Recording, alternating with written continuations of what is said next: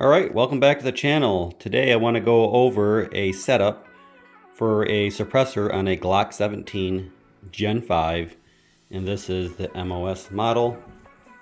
If you're not sure what the MOS is, basically it's a Glock 17 with a factory cutout for optics. So that's what I went with because I knew I wanted to run a red dot. I went with a Hollow Sun 507C, works pretty good, no issues there. So I've had a couple Dead Air Wolfman suppressors for a while now. I've wanted to get my Glock 17 set up for that. If you're not aware, you can't just thread on a suppressor to a handgun and have it operate correctly. You have to get the pistol booster kit, and then you have to get,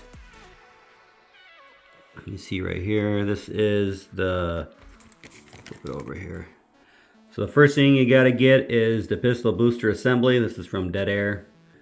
And then you also have to get the piston. This one's 1/28. So depending on what caliber you're running, you have to get the right piston set up. And then the next thing you got to consider is how you're going to holster the firearm. So holstering a handgun with a suppressor is not an easy task. I did find this company here. This is the gun clip from Cry Precision. Works pretty good. I'll give a demonstration on this later. I also had to get a threaded barrel.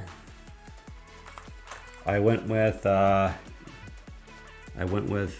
Glock 17 Gen 5 barrel. It's 1/28 thread. It's made in the USA. As you can see, the barrel is installed right now. It comes with a nice little thread protector. Installs with no issues. Now the next thing you got to look at is ammo. If you're running just regular 9mm rounds, not a big deal. It pretty much feeds everything you want to throw at it. But when it comes to subsonic ammo and running a suppressor, it can be challenging. So I did try a few different ammunition companies. What I found really is the magazine can only have about 10 rounds. If I run 10 rounds per magazine, I have pretty much no issues with feeding. But it seems like if I run any more ammo in that magazine, for some reason it causes some issues with cycling. So I just basically just run my magazines with 10 rounds. That way I have reliability. So stay tuned. Alright, here we are with the Glock 17. This is the Gen 5 MOS. Threaded barrel has already been installed. To get the firearm ready for the suppressor, you unscrew this thread protector, and again this is 1/28. Now this is the Dead Air Wolfman suppressor. This already has the booster assembly attached to it. It's ready for handgun use. Again, all you need to do is screw this on. If I can get it to start here. There we go.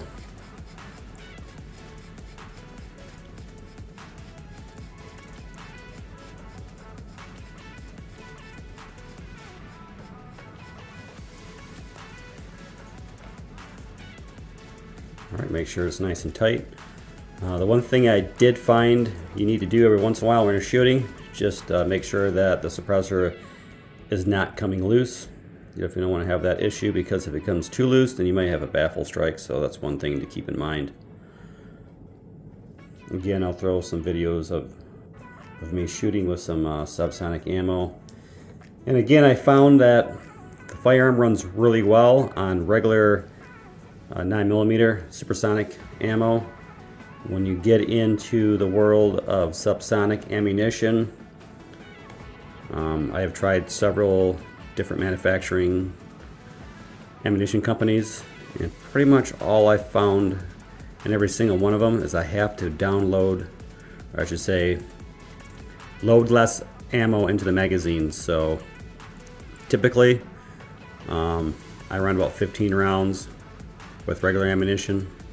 For a subsonic, I found that 10 rounds per magazine gives you reliability. So that's something to look at.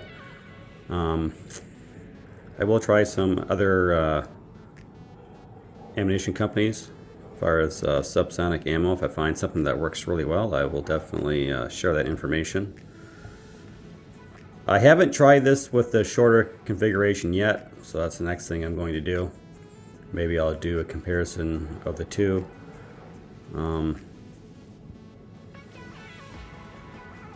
Give that a shot and see what happens.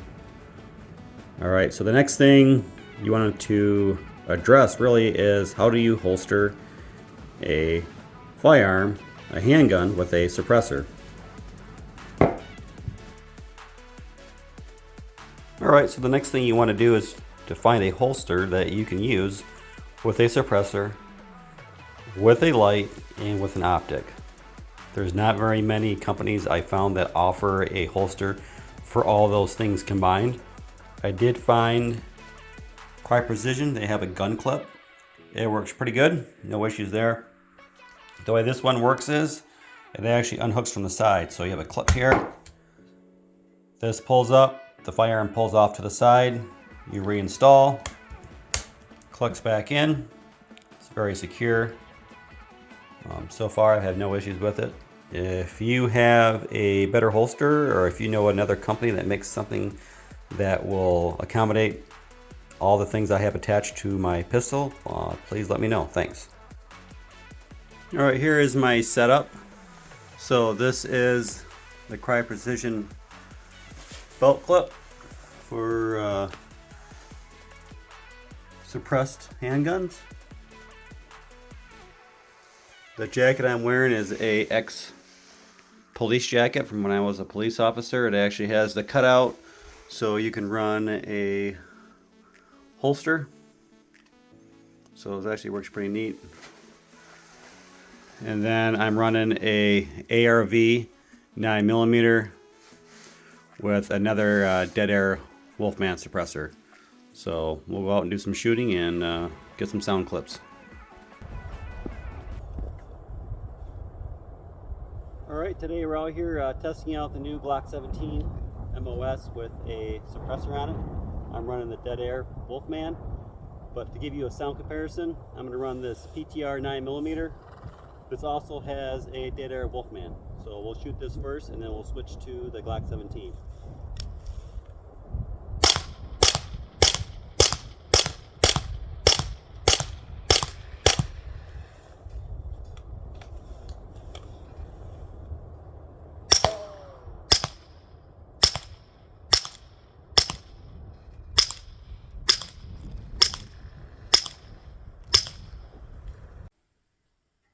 Alright, we just got back from shooting, as you can see, the Glock 17 Gen 5 with the dead air Wolfman suppressor. Shot no issues at all, around 10 rounds. Want to go over some of the different ammunition that I used. So the first ammo that I tried off camera was the stealth ammo. This is 165 grain subsonic ammo. I could not get this round to cycle through the gun. Every time I fired it would jam, failure to eject. So then I switched over to the Hush. It's 145 grain or 147, I can't remember, I have to look. I think it's 147. Again, same issue, failure to eject, would not work. I switched over to the SNB. This is 165 grain. And this round right here works with no issues at all. I ran 10 rounds through it, no issues. It ran beautifully.